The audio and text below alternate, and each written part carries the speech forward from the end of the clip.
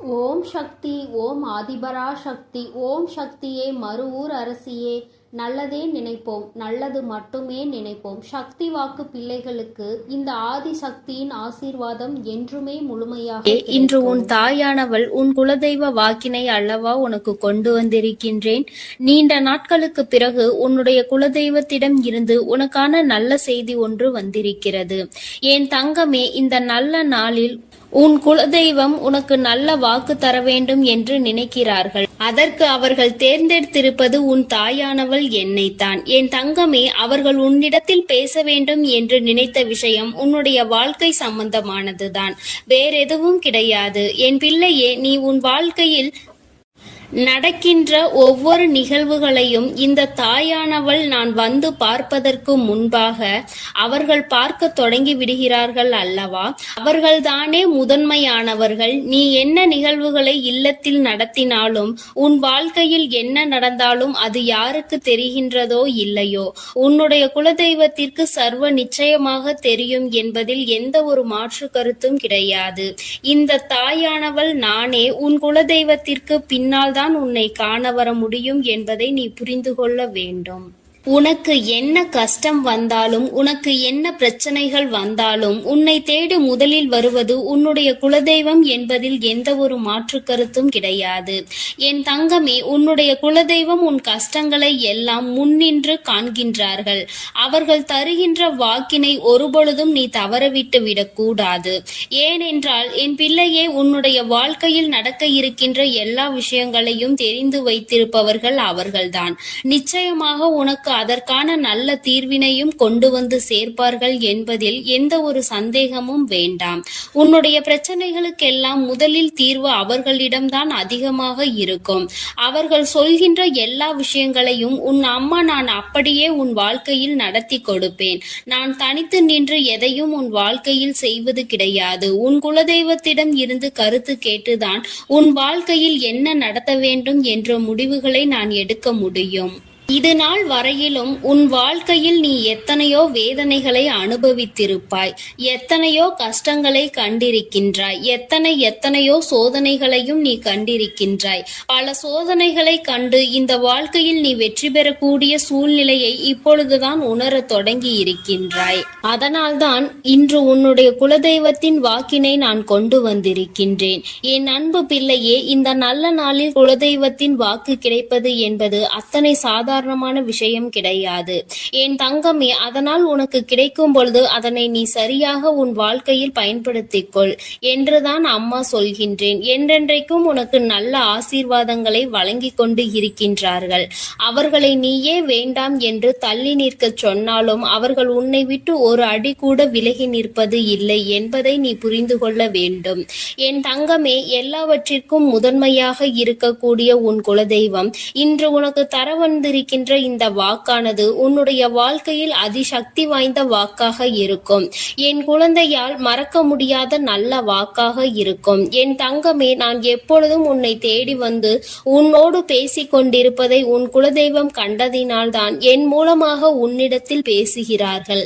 அதற்கும் என் பிள்ளைக்கு சந்தேகம் வரும் அல்லவா?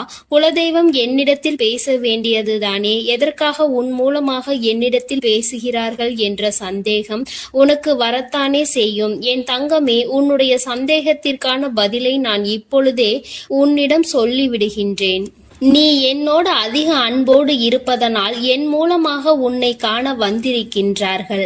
அப்படியானால் ஒரே நேரத்தில் உன்னுடைய குலதெய்வத்தையும் உன்னுடைய இஷ்ட தெய்வத்தையும் கண்டுவிட்ட பலன் உனக்கு கிடைத்து விடும் அல்லவா? என் தங்கமே, இந்த தாயானவள் உன் வாழ்க்கையில் எந்த அளவிற்கு இடத்தை பிடித்திருக்கிறேன் என்பது நான் நன்கு உணர்ந்த விஷயம்தான். என் பிள்ளையே, நீண்ட நாளாக உன் தாயானவள் உன் வாழ்க்கையில் இருக்கின்ற ஒரு கஷ்டத்தை புரிந்துதான் அதற்கான தீர்வினை கொடுப்பதற்காக வந்திருக்கின்றேன். இனி இந்த வாழ்க்கையில் உனக்கு நல்லது நடக்கும் என்பதை நீ முழுமையாக நம்பிவிட்டாலே போதும். எல்லா கஷ்டங்களிலும் இருந்து உனக்கு நான் நிச்சயமாக ஒரு நல்ல நிலையை கொடுப்பேன். இதில் எந்த ஒரு மாற்று கருத்தும் கிடையாது. எல்லா சூழ்நிலைகளும் உன் வாழ்க்கையில் மாறிவிடும். குலதெய்வம் இன்று உனக்கு தருகின்ற வாக்கினை சரியாக கேட்டுக்கொள். அதை உன்னுடைய மனதிற்குள் நீ பதிய வைத்துக்கொள். என் குழந்தையே, உன் குலதெய்வம் உன்னிடத்தில் சொல்கின்ற முக்கிய முக்கியமான விஷயம், உன் வாழ்க்கையில் பல மாற்றங்கள் ஏற்பட போகிறது என்றுதான் சொல்கின்றார்கள். ஒரு கஷ்டத்தில் இருந்து நீ மீண்டு வரப் போகின்றாய். உன்னை கை நீட்டி பேசிய ஒருவர் உன்னிடத்தில் மன்னிப்பு கேட்கப் போகின்றார். உன் மனதினை காயப்படுத்திய ஒருவர் இன்று வேதனைப்பட்டு கொண்டிருக்கிறார். குலதெய்வத்தின் முன்னால் நின்று யாரெல்லாம் உன்னை சபித்தார்களோ அவர்கள் வாழ்க்கை கேள்விக்குறியாக மாறி நின்று கொண்டிருக்கிறது. இப்படி ஒவ்வொருவரும் அவர்கள் வாழ்க்கையில் செய்திருக்கின்ற விஷயங்களை கண்டு மனம் வேதனை பட போகின்றார்கள். உனக்கு வாழ்க்கையில் கஷ்டம் வந்துவிட்டது என்று எண்ணி வருத்தப்படாமல், என் பிள்ளையே, இனி உன் வாழ்க்கையில் நடப்பது எல்லாமே உன் சந்தோஷத்தை மட்டுமே அடிப்படையாக கொண்டது என்பதை நீ புரிந்து கொண்டால் போதும். என் பிள்ளையே, இந்த வாழ்க்கை உனக்கு கொடுத்தது எல்லாமே இனி உன்னுடைய மனநிலையில் சந்தோஷத்தை கொண்டு வந்து கொடுக்கும் என்பதை நீ புரிந்து கொண்டால் போதும்.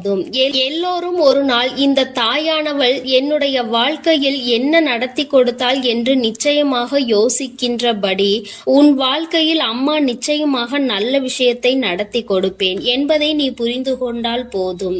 இப்பொழுதெல்லாம் இந்த வாழ்க்கையில் நீ பட்ட கஷ்டங்களுக்காக வேதனைப்பட்டு நின்றாயோ, அந்த நேரத்தில் எல்லாம் உன் குலதெய்வமும் உன் தாயானவள் நானும் உன்னை காக்க வந்திருக்கிறோம் என்பதை ஒரு நாளும் நீ மறந்துவிடக் கூடாது. ஒரு விஷயம் தவறு என்று தெரிந்துவிட்டால் அதை ஒரு நாளும் என் பிள்ளை நீ செய்ய துணியாதே. அதே நேரத்தில் ஒரு விஷயத்தை செய்யும் பொழுது அது உனக்கு சரி என்று தோன்றிவிட்டது என்றால் யார் சொன்னாலும் அதன் பிறகு அதை நீ நிறுத்தி விடாதே. நல்லபடியாக அதை செய்து நீ வெற்றி பெறுவதற்கான முயற்சிகளை எடுத்துக்கொள்ள வேண்டுமே தவிர ஒரு நாளும் என் பிள்ளை இந்த வாழ்க்கையில் நீ அடைய நினைக்கின்ற விஷயங்களை அடையாமல் விட்டுவிடக் கூடாது. உன்னுடைய முயற்சி இந்த வாழ்க்கையில் அதிகமாக இருப்பது போல இனி உன் வாழ்க்கையில் நடப்பது எல்லாமே உன் சந்தோஷத்தை மட்டுமே அடிப்படையாக கொண்டது என்பதனை நீ புரிந்து நடந்து கொள்ள வேண்டும். உனக்கு என்றென்றைக்கும் உன்னுடைய குலதெய்வம் துணை இருக்கின்றது என்பதை புரிந்து கொண்டு உனக்கு எந்நாளும் இந்த தாயானவளினுடைய ஆசீர்வாதங்கள் இருக்கும் என்பதை நினைவில் வைத்துக் கொண்டு நீ செய்ய நினைக்கின்ற விஷயங்கள் எல்லாவற்றையும் சரியாக செய்து கொண்டு இருக்க வேண்டும். என் தங்கமே, என்றெல்லாம் இந்த தாயானவள் உன் வாழ்க்கையில் வருகின்றாரோ என் தங்கமே, என்றெல்லாம் இந்த தாயானவள் உன் வாழ்க்கையில் வருகின்றாளோ அன்றெல்லாம் என் கூட உன்னை காண உன் குலதெய்வமும் வருகிறார் என்பதை நீ மறந்துவிடக் கூடாது. என் பிள்ளையே, எந்த விஷயங்களை உன் வாழ்க்கையில் செய்வதாக இருந்தாலும் நாங்கள் இருவரும் கலந்து ஆலோசித்துதான் உனக்கு செயல்படுத்துவோம் என்பதையும் நீ நினைவில் வைத்துக் கொள்ள வேண்டும். என் பிள்ளையே, நீ கேட்பதை தெளிவாக கேட்க வேண்டும். அப்பொழுதுதான் உனக்கு கொடுக்கின்ற தெய்வங்களும் எதையும் யோசிக்காமல் கொடுக்கும் என்பதை நீ புரிந்து கொள்வாய். எதையும் கண்மூடித்தனமாக உனக்கு கிடைக்க வேண்டும் என்று நீ நினைத்து கொண்டிருந்தால் நிச்சயமாக அது உன்னை வந்து சேராது. உனக்கு பிறகு அதனால் நீ படுகின்ற கஷ்டங்களை நாங்கள் வேடிக்கை பார்க்க முடியாது. எதை கொடுக்க வேண்டுமோ அதை சர்வ நிச்சயமாக உனக்கு நாங்களே தேடி வந்து கொடுப்போம் என்பதில் எந்த ஒரு மாற்று கருத்தும் கிடையாது. என் தங்கமே, இந்த வாழ்க்கையில் உனக்கு நடந்துவிட்ட எல்லா விஷயங்களிலும் இருந்து நீ நல்லபடியாக மீண்டு வர போகின்றாய். அவர் உன் வாழ்க்கையில் உனக்கு கஷ்டங்களை கொடுக்கிறார் என்று நீ நினைத்து விடாதே.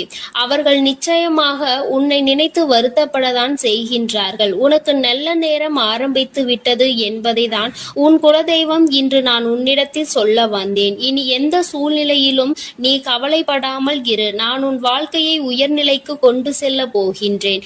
என் குழந்தையே, உன் குலதெய்வ வாக்கினை நீ கேட்டுவிட்டாய் அல்லவா? உன்னோடு இருந்து உன் வாழ்க்கையை உயர்த்துவதற்காக அவர்கள் வந்திருக்கின்றார்கள். இனி ஒருபோதும் என் பிள்ளை நீ தடம் புரண்டு சென்று விடாதே. நல்லது நடக்கின்ற நேரத்தில் உன் குலதெய்வம் உன்னை காண வந்திருக்கிறது என்றால் என் பிள்ளையே, இனி இந்த வாழ்க்கையில் என்றென்றைக்கும் உனக்கு சந்தோஷம் மட்டுமே நிலைத்திருக்க போகிறது என்பதை நீ புரிந்து கொண்டு விட்டால் போதும். என் அன்பு பிள்ளைக்கு இந்த தாயானவளினுடைய ஆசீர்வாதங்களும் உன் குலதெய்வத்தினுடைய ஆசீர்வாதங்களும் எப்பொழுதும் முழுமையாக கிடைக்கும்.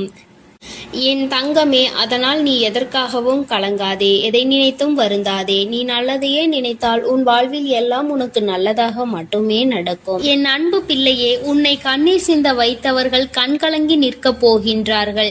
என் தங்கமே, இன்று இந்த தாயானவள் உன்னுடைய குலதெய்வ வாக்கினை கொண்டு வந்திருக்கின்றேன். குலதெய்வ வாக்கை தவிர்த்து விடாதே. ஏனென்றால் உன்னுடைய மிகப்பெரிய கேள்விக்கு உன் குலதெய்வத்திடம் இருந்து உனக்கு பதில் வந்திருக்கின்றது. என் தங்கமே, இன்று இந்த தாயானவள் உன்னை தேடி வந்து உனக்கான நல்ல வாக்கினை கொண்டு வந்ததற்கு மிகவும் முக்கியமான காரணம் என்ன தெரியுமா?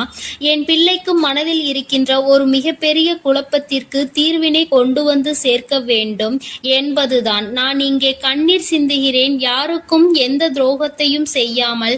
ஆனால் என்னை கண்ணீர் சிந்த வைத்தவர்கள், என்னை மனம் வருந்த வைத்தவர்கள் அங்கே நிம்மதியாக இருப்பதற்கு என்ன காரணம் தாயே என்று என் பிள்ளை நீ என்னை பார்த்து கேட்கின்றாய் அல்லவா? இந்த கேள்விக்கு உனக்கு நான் பதில் கொடுக்க வேண்டும் அல்லவா? என் குழந்தையே, நீ எத்தனையோ கண்ணீர் சிந்தினாய். சரி, நீ இப்படி கண்ணீர் சிந்துவதற்கு யார் காரணம் என்று ஒரு நொடி உணர்ந்து பார்த்தாயா? உண்மையாகவே நீ இப்பொழுது சிந்திய இந்த கண்ணீருக்கு அவர்கள் உண்மையில் தகுதியுடையவர்கள் தானா?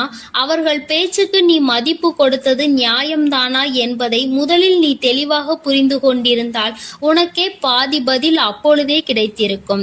சரி, அவர்கள் சொல்வதை சொல்லிவிட்டார்கள், நீயும் அழுவதை அழுது விட்டாய். இப்பொழுது உன் குலதெய்வம் இதற்கு பதில் சொல்ல வந்ததற்கு காரணம் என்ன தெரியுமா? இது உன் குலதெய்வத்தின் வார்த்தைகளுக்கு உன் வாழ்க்கையில் இடம் கொடுக்க வேண்டிய காரியமாக மாறிவிட்டது. ஏனென்றால் இந்த பிரச்சனைகள் உன் குலத்தில் இருக்கின்ற பிள்ளைகளுக்கு இடையே ஆனது. குலதெய்வம் 2 பேருக்குமே தெய்வமாக உனக்கு இருக்கலாம், அவர்களுக்கு இல்லாமலும் போகலாம். ஆனால் உன் குலதெய்வம் அப்படி அல்ல. இருவருக்குமே உன் குலதெய்வம் ஒன்று என்பதனால் இப்பொழுது அவர்கள் இதற்கு பதில் தர வேண்டிய கட்டாயம் வந்துவிட்டது. நீ சிந்திய கண்ணீர் அவர்கள் மனதை அல்லவா ரணமாக்கி விட்டது. நீ தேவையோடுதான் கண்ணீர் சிந்தினாய், தேவையில்லாமல் கண்ணீர் சிந்தவில்லை. இதுவெல்லாம் அவர்களுக்கு நன்றாக தெரியும்.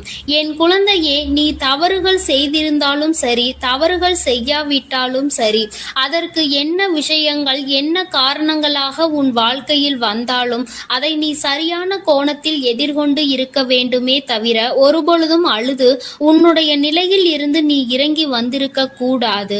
என் குழந்தையே, நீயாகவே உன்னுடைய நிலையில் இருந்து இறங்கி வந்ததனால் இன்று உனக்கு இருக்கின்ற கஷ்டங்கள் ஏராளமாகிவிட்டது.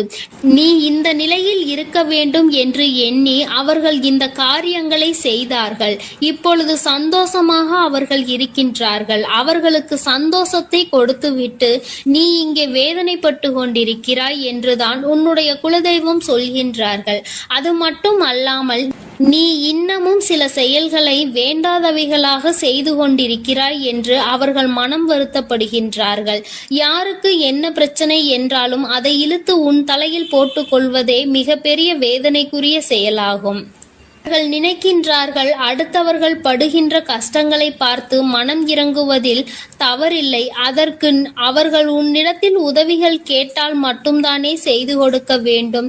மாறாக நீயாகவே உள்ளே நுழைந்து அவர்களுக்கு உதவுகிறேன் என்று சொல்லிவிட்டு நாளை உன்னுடைய கஷ்டங்களுக்கு யாரும் உனக்கு உதவிக்கு வராமல் நீ நிற்கும் பொழுது அது எத்தனை பெரிய வேதனையாக இருக்கும் என்பதை உன்னால் புரிந்து கொள்ள முடியும். அதற்காக கைமாறு கருதாமல் உதவி செய்ய வேண்டும் என்று சொல்லி இருக்கின்ற பொழுது நீ உதவிகளை செய்யக்கூடாது என்று சொல்கின்றேனே என்று என் பிள்ளை நீ நினைக்கலாம். என் தங்கமே, வாழ்க்கையில் இப்பொழுதெல்லாம் பல மாற்றங்கள் வந்துவிட்டது. முன்பு போல இப்பொழுது இருக்கின்றவர்கள் எல்லாம் இல்லை. ஒரு உதவியை செய், அதற்கு கைமாறு எதிர்பார்ப்பது மட்டும் அல்லாமல் அந்த உதவிகளை செய்தவர்களுக்கே குழி தோண்ட நினைப்பதுதானே இப்பொழுது இருக்கின்ற மனிதர்களின் மனநிலையாக இருந்து கொண்டிருக்கிறது. அடுத்தவர்கள் வாழ்க்கையில் கெடுதல் நினைக்க ஒருவரும் ஒரு அளவு கூட சிந்திப்பது கிடையாது. யாருக்கு வேண்டுமானாலும் என்ன வேண்டுமானாலும் செய்ய நினைக்கிறார்கள். அதனால் அவர்கள் நினைக்கின்ற விஷயங்கள் எல்லாம் சரிதான் என்று எல்லாவற்றையும் விட்டுவிடக் கூடாது என்றுதான் உன் குலதெய்வம் சொல்கின்றார்கள். வேண்டியவர்கள் வேண்டாதவர்கள் என்றெல்லாம் இப்பொழுது கிடையாது. உண்மையில் எவரினுடைய வார்த்தைகள் உனக்கு ஆறுதலையும் அன்பையும் கொடுக்கின்றதோ அவர்கள் மட்டுமே உனக்கு வேண்டிய யாருடையவர்கள், உனக்கு யாருடைய வார்த்தைகள் உனக்கு வேதனைகளை அதிகமாக கொடுக்கின்றதோ அவர்கள் உனக்கு வேண்டாதவர்கள். இப்பொழுதெல்லாம் இப்படிதான் உனக்கு இருக்கின்ற உறவுகளை கணிக்க வேண்டுமே தவிர ஒருபொழுதும் நீ உறவுகள் என்று எண்ணி தேவையில்லாத நட்புகளை வளர்த்து கொள்ளாதே. என் பிள்ளையே, தெரியாதவர்கள் கூட ஓடி வந்து உதவிகளை செய்து கொடுத்து விடுவார்கள். தெரிந்தவர்கள் இங்கே உதவிகளை செய்வது கிடையாது. தெரிந்தவர்கள் தான் அடுத்தவர்களுக்கு உதவிகளை செய்தால் எங்கே அவர்கள் வாழ்க்கையில் முன்னேற்றம் வந்துவிடுமோ என்று எண்ணி அதை செய்ய மறுக்கின்றார்கள். என் தங்கமே, இதையெல்லாம் இனிமேல் உன் வாழ்க்கையில் நடக்க இருக்கின்ற விஷயங்கள். அதனை உனக்கு புரிய வைக்க வேண்டும். அதன் பிறகாவது என் பிள்ளை இந்த வாழ்க்கையில் என்ன நடந்து கொண்டிருக்கிறது என்பதை புரிந்து கொண்டு அதற்கு ஏற்றது போல நீ வாழவும் தொடங்கி விடுவாய். இனியும் இந்த சூழ்நிலைகள் இப்படியே இருக்கும் என்றால் நீ உன்னுடைய மனநிலையில் மாற்றங்களை கொண்டு வர வேண்டும். நான் இப்படிதான் இருப்பேன், இப்படிதான் வேதனையை அனுபவிப்பேன் என்றால் யாராலும் உன்னை எதுவும் செய்துவிட முடியாது அல்லவா? உன்னுடைய குலதெய்வம் அதை தான் சொல்லி அங்கே வேதனைப்பட்டு கொண்டிருக்கின்றார்கள்.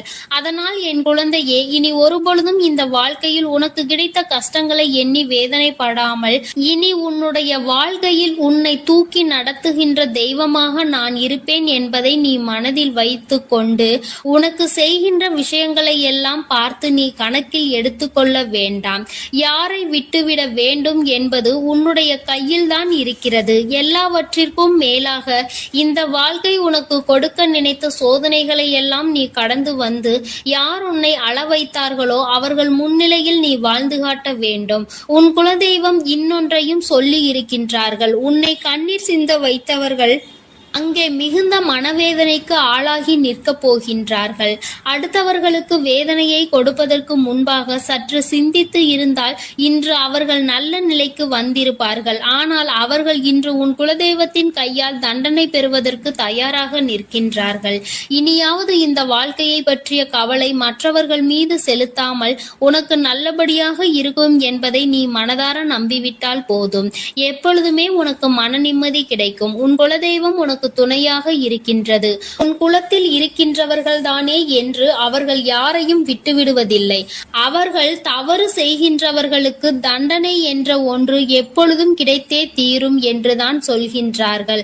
அந்த தண்டனையை அவர்கள் இந்த வாழ்க்கையில் அனுபவித்தே தீருவார்கள் என்பதிலும் எந்த மாற்று கருத்தும் கிடையாது. எதுவாக இருந்தாலும் இல்லையே, நீ மட்டும் மனதார எந்த துரோகத்தையும் செய்து விடாதே. இனி இந்த வாழ்க்கை உனக்கு நல்லதை கொடுக்க வேண்டும் என்றால் கெட்ட மனிதர்களிடம் இருந்து சற்று ஒதுங்கி இருக்க பழகிக்கொள். அவர்களை பற்றி தெளிவாக புரிந்து கொண்டு அவசரப்பட்டு நீ அழுது உன்னுடைய பலவீனத்தால் உன் சந்தோஷத்தை நீயே இழந்து விடாதே. என் அன்பு பிள்ளைக்கு இந்த தாயானவளினுடைய ஆசீர்வாதங்களும் உன் குலதெய்வத்தினுடைய ஆசீர்வாதங்களும் எப்பொழுதும் முழுமையாக கிடைக்கும். என் தங்கமே, அதனால் நீ எதற்காகவும் கலங்காதே, எதை நினைத்தும் வருந்தாதே. நீ நல்லதையே நினைத்தால் உன் வாழ்வில் எல்லாம் உனக்கு நல்லதாக மட்டுமே நடக்கும். என் அன்பு பிள்ளையே, இன்று உன்னுடைய குலதெய்வத்திடம் இருந்து ஒரு முக்கியமான செய்தியோடு வந்திருக்கிறேன். அவர் உன்னுடைய வாழ்க்கை சம்பந்தமான ஒரு செய்தியினை தான் கொண்டு வந்திருக்கிறார்.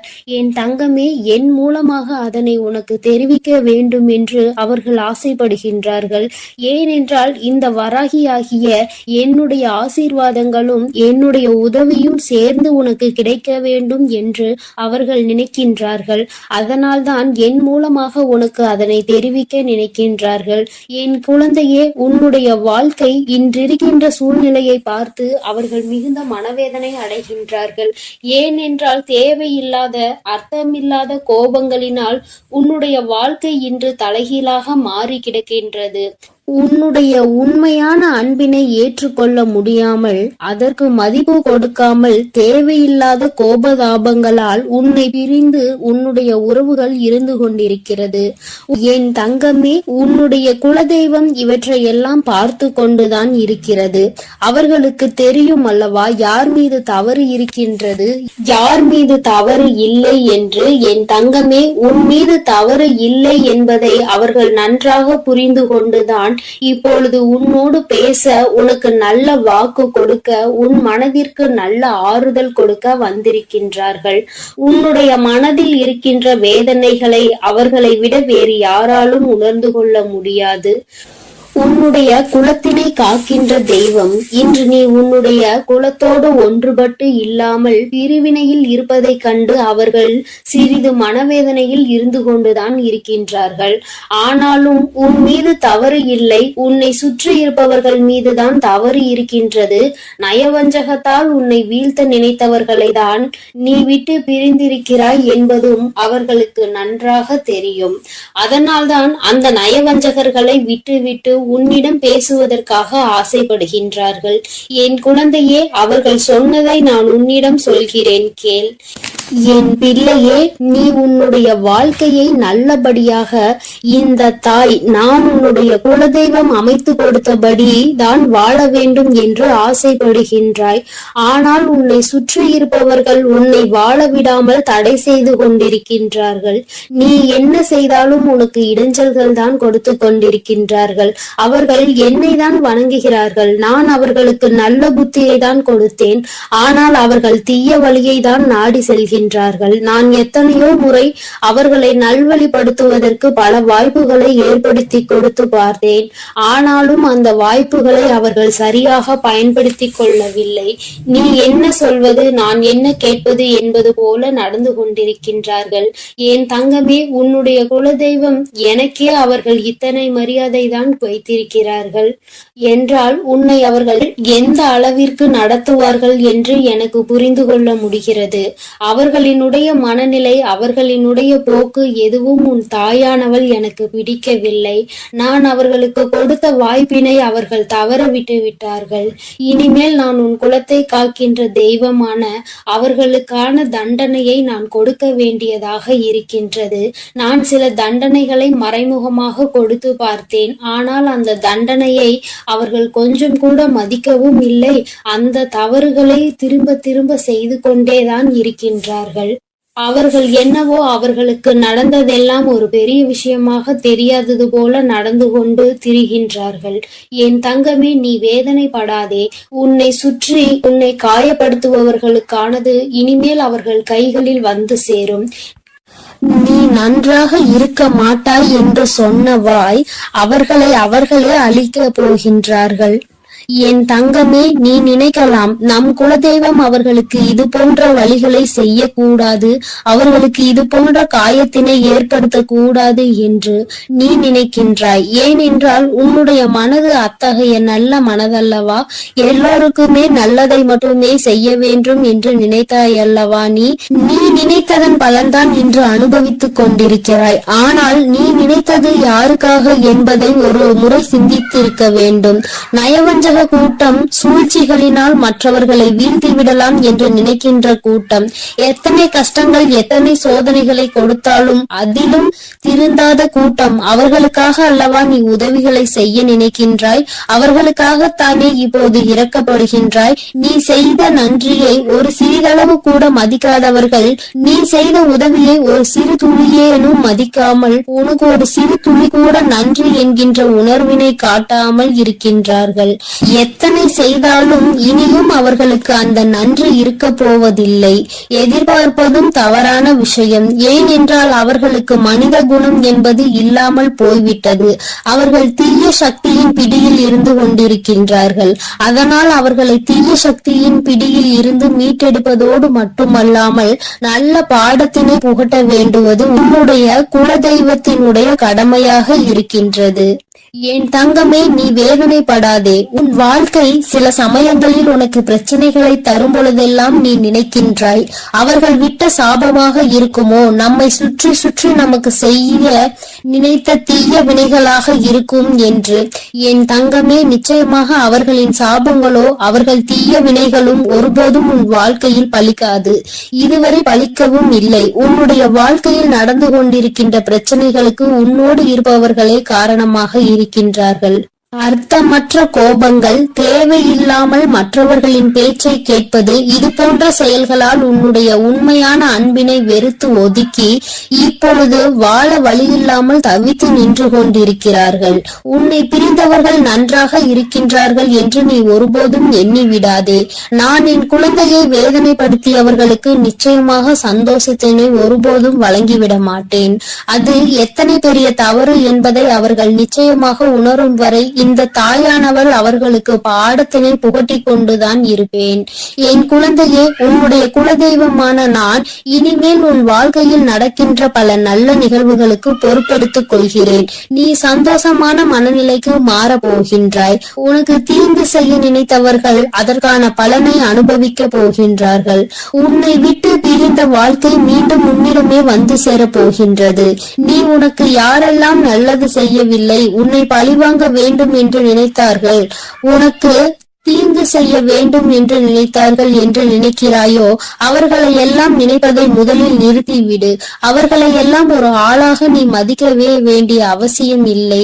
உன் முன்னால் வந்து நின்றால் கூட யாரோ என்று கடந்து சென்று கொண்டே இரு. ஒருபோதும் அவர்களினுடைய உறவை நீ ஒட்டிக்கொள்ள வேண்டும் என்று நினைக்க தேவையில்லை.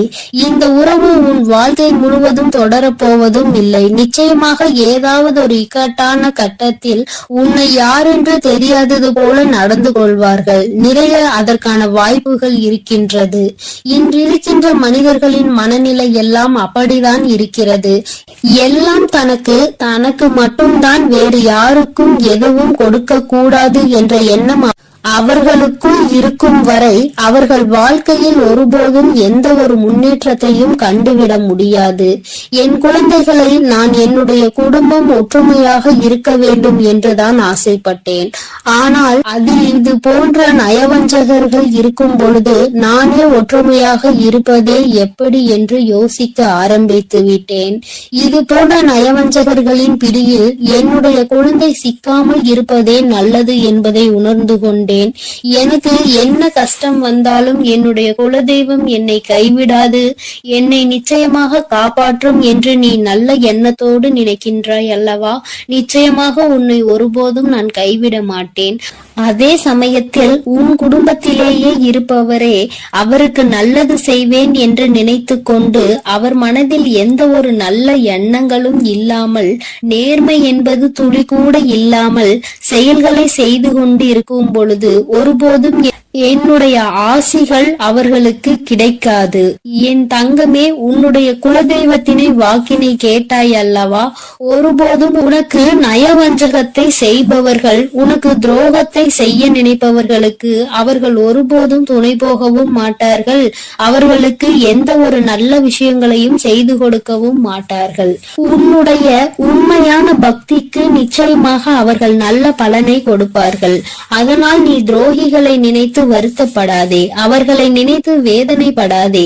என்ன வேண்டுமானாலும் அவர்கள் செய்துவிட்டு போகட்டும். உன்னுடைய குலதெய்வத்தோடு இந்த வராகியும் உனக்காக எப்பொழுதும் நிற்கும் பொழுது நீ எதற்காகவும் வருந்த கூடாது.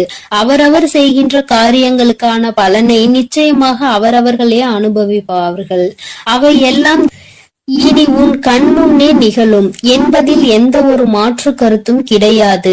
தன்னுடைய வினையை தானே சுமந்துவிட்டு செல்லட்டும். நீ இது போன்ற மனிதர்கள் இடையே ஒருபோதும் பழக்கத்தை வைத்துக் கொள்ள வேண்டாம். இனியும் இந்த நட்பு தொடருவதனால் எந்த ஒரு பயனும் இல்லை என் செல்ல குழந்தையே. அதனால் நீ கவனமாக இரு. நானும் உன் குலதெய்வமும் எப்போதும் உன்னோடே இருக்கிறோம். நீ எதற்காகவும் கலங்கி நிற்க வேண்டாம். நான் உங்களோடு இருந்து உங்களை எப்பொழுதும் வழிநடத்தி சென்று கொண்டேதான். என் அன்பு குழந்தைக்கு இந்த ஆதிபரா சக்தியின் அன்பும் ஆசீர்வாதமும் முழுவதுமாக கிடைக்கும். ஓம் சக்தி, ஓம் ஆதிபரா சக்தி.